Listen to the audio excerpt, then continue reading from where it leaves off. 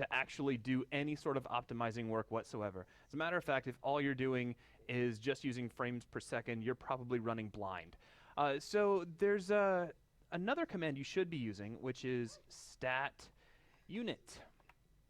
Now, stat unit breaks down the primary threads for your game. I'll put that against a dark background and make it a little bit easier to see. In fact, let's also Alt-Enter to go full screen with this.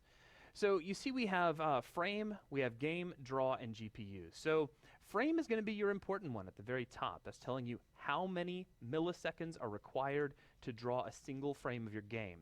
Then you have the different threads. You have the game thread, and down beneath you have what is being done to render. That's the draw thread and the GPU thread. You can kind of think of it as draw being the CPU and GPU being, of course, the GPU or your graphics card.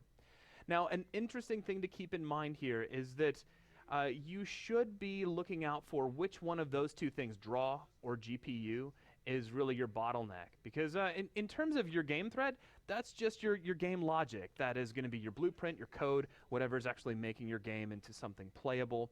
Draw and GPU are what are being used for rendering. And if one of those numbers is significantly bigger than the other, then that's your bottleneck. That's what's doing the most work. And that means that the other one, the smaller number, is actually going to have to